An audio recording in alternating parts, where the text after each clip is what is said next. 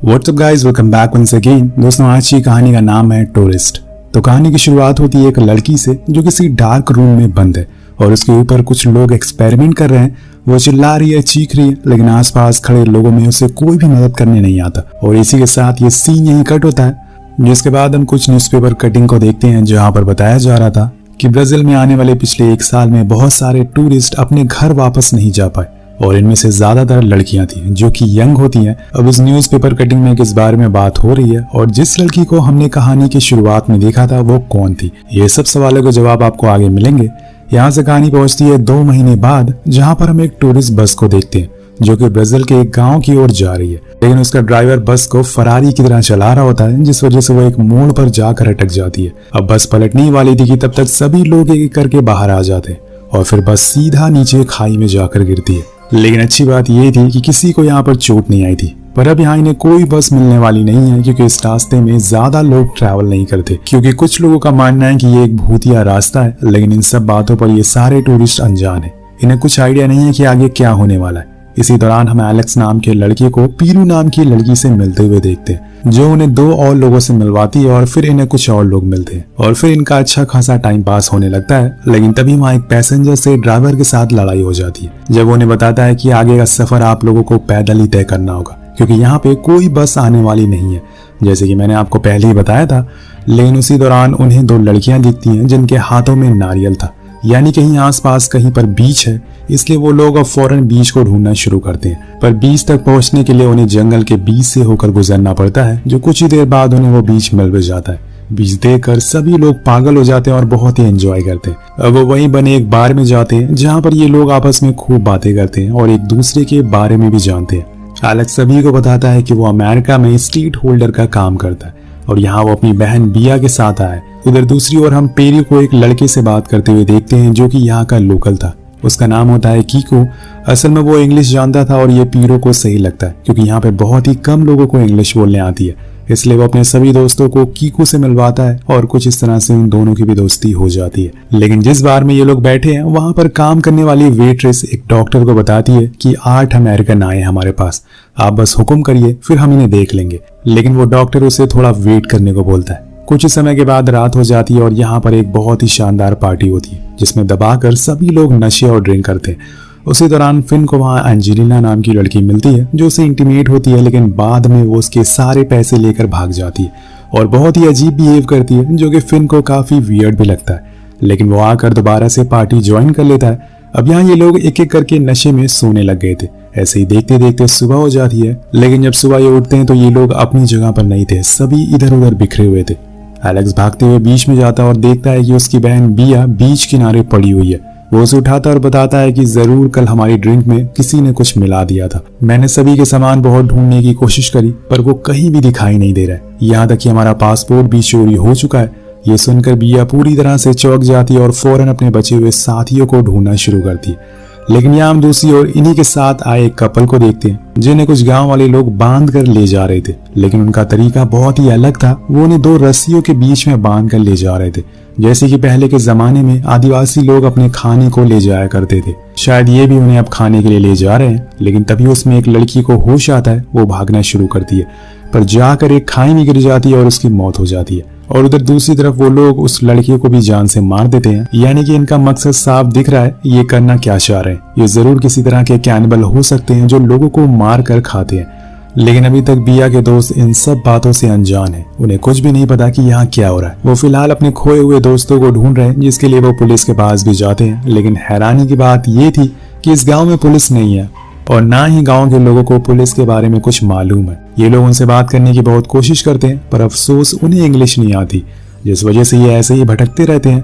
उसी दौरान एक छोटा बच्चा एलेक्स की कैप पहनकर घूम रहा था और उसके सभी दोस्त उस कैप को पहचान लेते हैं और उस लड़की के पीछे भागते हैं। लेकिन वो भी इन्हें देखकर भागना शुरू करता है। इसी चक्कर में उसे चोट लग जाती है। अब इन लोगों के ऊपर जान की मुसीबत आ जाती है क्योंकि सभी गांव वाले उस बच्चे की रोने की आवाज सुनकर बाहर आ जाते हैं और इन सभी को मारने के लिए चढ़ जाते हैं। ये सभी उन्हें समझाने की बहुत कोशिश करते हैं कि हमने कुछ नहीं किया, हम इसे कुछ नहीं करने वाले थे। लेकिन उन लोगों को इंग्लिश समझ आती नहीं। पर सही समय पर वहां पर कीको आ जाता है और उन सभी लोकल को समझाता है कि इनका सामान खो गया है और इस वजह से ये परेशान है, उसे ढूंढ रहे हैं। तब जाकर वहां का माहौल शांत होता है। सभी लोग कीकू को थैंक यू बोलते हैं, लेकिन यहाँ वो सभी को बताता है कि जिस जगह पर तुम लोग हो वो तुम्हारे लिए सही नहीं है, इसलिए तुम लोग को फौरन यहाँ से निकल जाना चाहिए।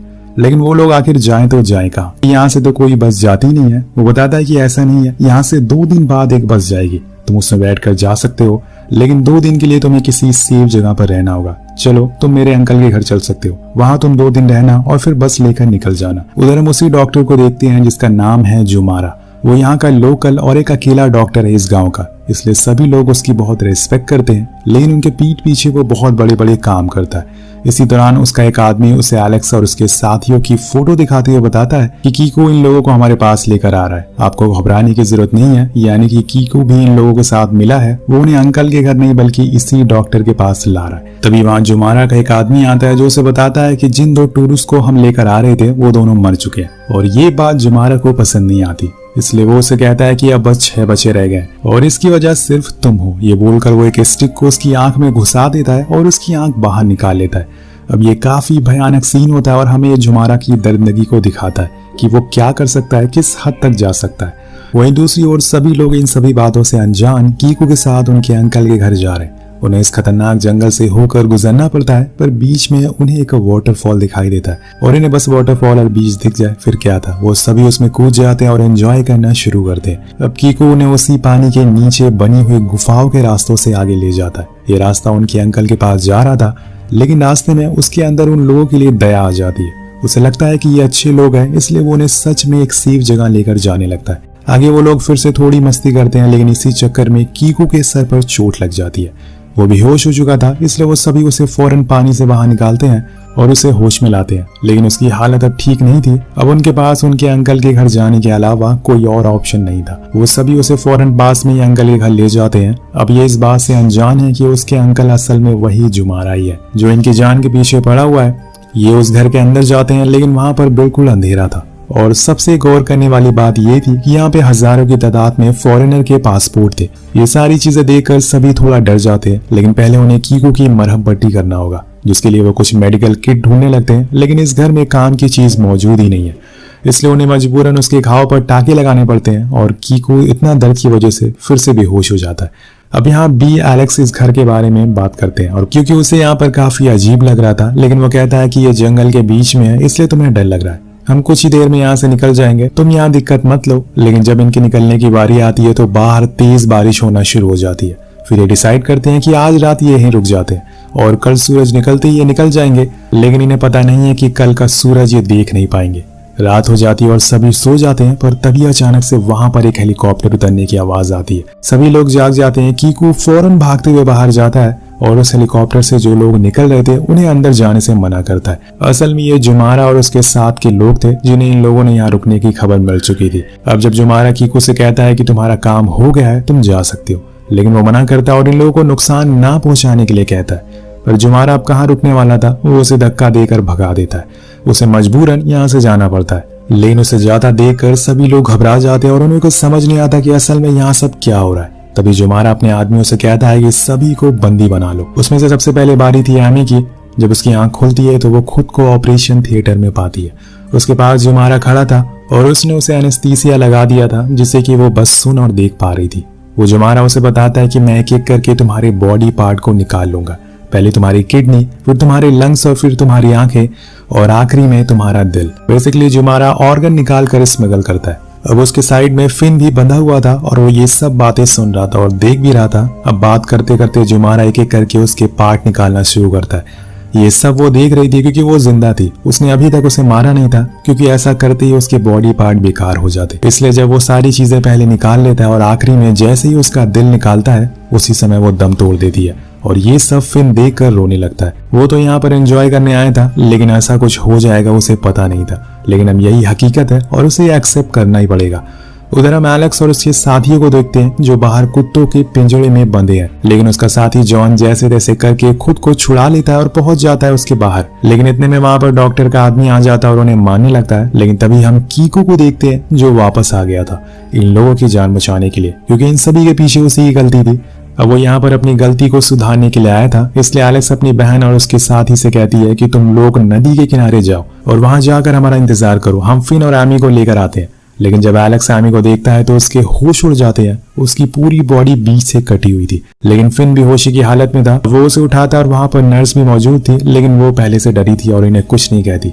अब जाते समय इन तीनों को जुमारा का आदमी देख लेता है। अब यहाँ फिन तो भाग नहीं पाता, इसलिए वो सबसे पहले उसे शूट करता है और फिर उसके साथी को, लेकिन वो एलेक्स को नहीं मार पाता और इसी का फायदा उठाकर वो भाग जाता है। सुबह हो जाती है और हम बचे हुए लोगों को नदी के किनारे देखते हैं। फिर कीको उन्हें लेकर उसी गुफा के रास्ते से बाहर जाने लगता है, लेकिन इनकी किस्मत खराब होती है कि तभी वहां पर जुमारा और उसके लोग फिर से आ जाते हैं। वो गोली चला देते हैं जो जाकर कीको को लगती है, लेकिन दूसरी गोली एलेक्स के हाथ पर लगती है, जिससे वो बच जाता है और फिर वो तीनों भागना शुरू करते हैं। लेकिन अभी इनका सफर बहुत ही लंबा होने वाला है, क्योंकि जुमारा के आदमी इनके पीछे पड़ चुके हैं। अब एक आदमी बी के पीछे पड़ जाता है, इसलिए वो अपनी टॉर्च नीचे फेंक देती है, जिससे गुफा में अंधेरा हो जाए और वो इन्हें ढूंढ ना पाए। लेकिन उस आदमी के पास भी टॉर्च थी, जिसकी मदद से वो उसे ढूंढ लेता है और फिर उस पर एक एरो चलाता है।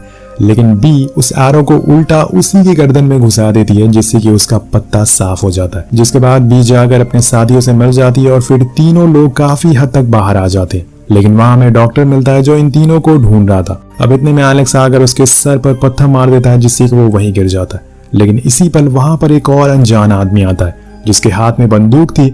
जुमारा उस आदमी से कहता है कि इन सभी को मार दो, जो भी पैसे मिलेंगे मैं वो सब तुम्हें दे दूंगा। लेकिन पीरू बार बार उसे मना करती है, उसे रिक्वेस्ट करती है कि प्लीज हमें जाने दो। हालांकि उसे उसकी भाषा समझ में नहीं आती, लेकिन उसके दिमाग में न जाने क्या आता है। वो उनको ना मारकर बल्कि जुमारा को मार देता है और फिर वहां से चला जाता है। वो अनजान आदमी गांव वाला था और वो भी इस डॉक्टर से परेशान हो चुका था और इसीलिए उसने उस डॉक्टर को उड़ा दिया। इसके बाद वो तीनों वहां से बाहर आते हैं, जहां पर उन्हें कुछ बच्चे मिलते हैं जो इन लोगों को देख लेते हैं और अपने घर ले जाते हैं। वहां सभी इनकी मरहम पट्टी करते हैं, यानी कि इस गांव के लोग वैसे नहीं हैं जैसे कि हमें इस कहानी की शुरुआत में दिखाया गया था। बेसिकली यहाँ पे सारी चीजें उल्टी थी। अब कुछ दिनों के बाद इन्हें एक प्राइवेट प्लेन से अपने घर भेजा जाता है, लेकिन जाते जाते एलेक्स बस यही सोचता रहता है कि काश वो यहाँ पर आया ही ना होता। लेकिन किसी को क्या पता कि लोगों के दिल में क्या है और उस जगह पर क्या हो सकता है। तो आप लोगों को क्या लगता है कि क्या इनका यहाँ पर आने का फैसला सही था या फिर गलत? नीचे कमेंट करके जरूर बताएगा। मिलते हैं अगली वीडियो में। Thank you so much watching. Peace out.